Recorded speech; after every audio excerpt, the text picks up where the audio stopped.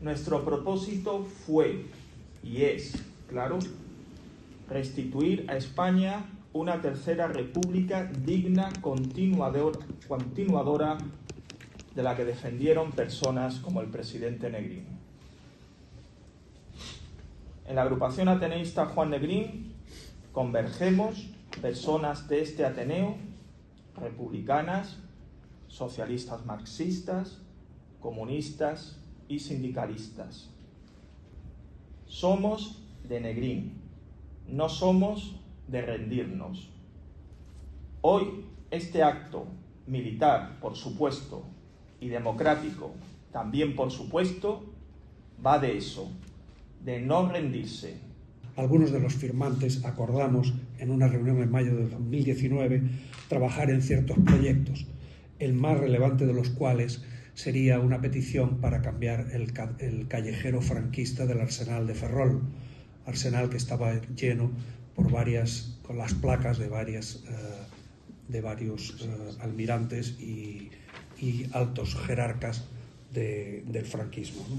Además de eso, planteamos encuentros con grupos parlamentarios, apoyo a compañeros represaliados y además de dotarnos de medios de difusión para nuestras cosas. Decidimos constituir una asociación, una entidad de derecho público que quedó registrada en el Registro Nacional de Asociaciones el 21 de octubre de 2019 con el nombre actual, Asociación por la Memoria Militar Democrática, de esta inscripción. Las acciones que emprendimos, además del apoyo a los represaliados, se limitaban, en principio, a cartas a distintas autoridades con reclamaciones diversas, artículos de opinión, algunas declaraciones públicas y cartas abiertas, con propuestas sobre simbología franquista en instalaciones militares, denuncias públicas de actuaciones antidemocráticas de militares, etc. El asunto de los almirantes franquistas enterrados en el Panteón de Marinos Ilustres de la Armada sería escogido por la asociación para poner todo el esfuerzo en él por su especial simbolismo.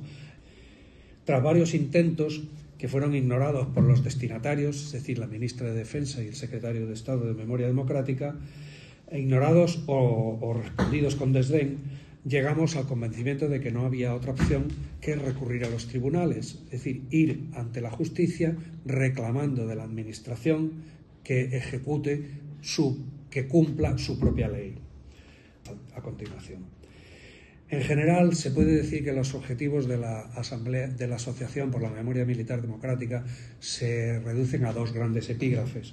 Uno es honrar la memoria y rescatar la memoria de los militares y guardias civiles que fueron leales a su juramento de fidelidad a la Segunda República y que se mantuvieron firmes en la lucha contra el golpe de Estado y las fuerzas rebeldes durante la guerra. Y combatir la pervivencia de la mentalidad franquista y sus manifestaciones entre las filas de los profesionales de las Fuerzas Armadas y de la Guardia Civil. Esto dicho en grandes titulares.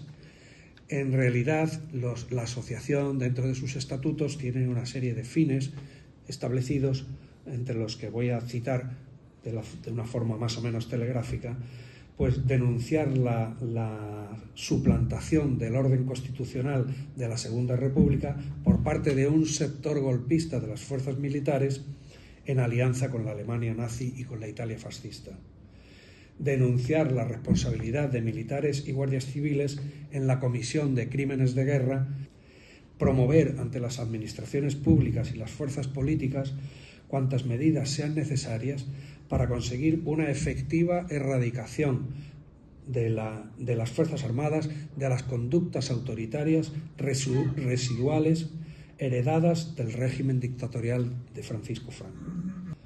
Contribuir y apoyar cuantas acciones culturales en los términos más amplios tengan relación con desterrar la iconografía franquista dentro de las Fuerzas Armadas, colaborar a abrir los archivos militares a toda la ciudadanía, eliminando cualquier obstrucción como consecuencia de clasificaciones de seguridad. colaborar en la búsqueda de personas desaparecidas a consecuencia de la represión franquista. Pedimos también el reconocimiento de las fuerzas encuadradas en el Frente Popular Republicano como un referente histórico antecedente de las actuales Fuerzas Armadas. Un reconocimiento de la guerrilla antifranquista, dándole carácter jurídico al reconocimiento de excombatientes a los guerrilleros, enlaces y puntos de apoyo. Un reconocimiento a los combatientes republicanos en el maquis, los ejércitos aliados o deportados a los campos de exterminio nazis. La inclusión del estudio de las Fuerzas Armadas Republicanas y de la guerrilla antifranquista en los planes de estudio de las academias militares y de la Guardia Civil. A todos los brigadistas internacionales que, desechando ambiciones personales, abandonaron por millares sus lugares de origen, ofreciéndose generosamente para enfrentarse al grito de no pasarán, al monstruo fascista que habría de provocar la inminente Segunda Guerra Mundial. Debemos añadir a todos ellos a los pocos militares que ya en la agonía del dictador e incluso en tiempos más recientes fueron duramente represaliados por sus esfuerzos en llevar la democracia a las filas de las Fuerzas Armadas. Pues creo que la AMMD es heredera intelectual de esos valores republicanos, de esos valores democráticos en defensa del resultado electoral, de esa idea que transmite, y no hay más que escuchar estos estatutos para saber que lo que busca el colectivo es dignificar. El valor superior de la AMMD es que es un colectivo militar desde dentro del ejército que está diciendo no queremos homenajear a traidores, exaltadores, gente que bombardeó nuestras ciudades, gente que nos expolió, gente que nos traicionó. No se puede negar al Ministerio de Defensa un notabilísimo esfuerzo en los últimos 8 años aproximadamente por intentar mejorar, partiendo de una situación calamitosa, el estado de los archivos militares. Y yo tengo que aprovechar esta oportunidad que se me brinda aquí para rendir tributo de reconocimiento a la mayoría del personal que trabaja en esos archivos militares, que tratan, dentro de sus pocos recursos, de facilitarnos las búsquedas y facilitarnos también, en lo que pueden, el material que buscamos y de orientarnos sobre todo. El Archivo General de la Defensa es el último esfuerzo que ha hecho el Ministerio de Defensa, que es un inmenso archivo que se ha gastado, perdón por la expresión, Dios y la madre, en millones de euros en habilitar un inmenso espacio de edificios detrás del cuartel general del aire en Moncloa, bajando por la calle Moret, por ahí, detrás. En este archivo se pretende, entre otros fondos documentales, concentrar todas las causas de los consejos de guerra realizadas por el régimen franquista desde el inicio de la guerra hasta la muerte del dictador. Ignoro el volumen total de causas, o sea, de expedientes que se concentran, pero solo en el archivo intermedio de Cartagena hay 22.000 expedientes, algunos así de gordos. Calculen y multipliquen por las provincias que tenía España a cuántos cientos de miles de expedientes solo del tema de la represión franquista o la represión del bando rebelde durante la Guerra Civil en todo el territorio nacional. Estamos hablando de un volumen inconmensurable. Termino diciendo que la Ley de Secretos Oficiales, vigente desde 1968, es decir, en un periodo que se imaginan y que muchos han conocido, es una ley obstruccionista totalmente. Y además es una ley que se la han soltado cuando les ha dado la gana, cuando el investigador tenía marchamo pues, del régimen. Y esto no solamente en el periodo de la dictadura, sino durante la democracia. Hay investigadores que sí han podido acceder a fondo, no solamente del Ministerio de Defensa, sino del Ministerio de Asuntos Exteriores, y no les han puesto ningún problema. Cuando han ido investigadores independientes, no digo de la cuerda contraria, no, independientes, o sin manifestar ninguna simpatía ideológica, pues no han podido. La historia la escriben los vencedores y hubo un intento sin parangón en ningún otro país del mundo de exterminar a lo que consideraban la anti-España, arrogándose la titularidad de esa España que, como decía Machado, va del arte del corazón. Ellos eran la España que helaba el corazón de todos aquellos que la vivieron. En esta historia del recuerdo, la memoria, afortunadamente hay asociaciones, están proliferando los ateneos republicanos, que están haciendo una gran labor. La República vivió tiempos convulsos, esto no hace falta ser un experto. Un tal Hitler parece que llegó al poder, un tal Mussolini había hecho la marcha sobre Roma, Léon Blum era el presidente del Frente Popular francés, en Austria el canciller Dollfuss había bombardeado unas concentraciones de huelgas de trabajadores. ¿Y qué querían? ¿Que esto fuese como Suiza? Cuando teníamos, pues además, muchas deficiencias históricas en el sentido de nuestra escasa industrialización y de un nivel de analfabetismo verdaderamente preocupante, ¿no? Que la República, esa es su gran aportación y nadie podrá borrar la lengua de las mariposas o el maestro que quiso enseñar el mar. Esa es la República para mí. Los que realmente quisieron sacar de ese olvido ancestral en el que estaban muchos de nuestros conciudadanos. La República puso como eje de su política la enseñanza y la dignificación. Dentro del Estado español. Entonces, esa lucha por construir la nación organizada de forma libre siempre necesitó del pueblo organizado. Ese pueblo organizado en milicia, con oficiales, es decir, con soldados que habían hecho de las armas su oficio y que eran los que encuadraban al pueblo cuando el pueblo luchaba por esa libertad colectiva. Ese es el inicio de la milicia en un Estado democrático. Los Estados democráticos no han caído del cielo y eso es muy importante recordarlo. Porque si pensamos que han venido por el santo advenimiento del Espíritu Santo o que son una emanación divina, pues entonces estaremos muy equivocados. Los Estados democráticos son el fruto de procesos históricos en los cuales los pueblos han tenido que luchar. Y finalmente llega la República.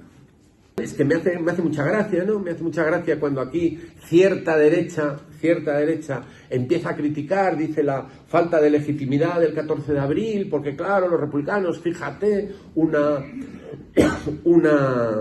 elecciones municipales, ¿dónde va unas elecciones municipales? ¿Cómo puede cambiar un régimen con unas elecciones municipales? Y lo desprecian, le quitan peso a la República.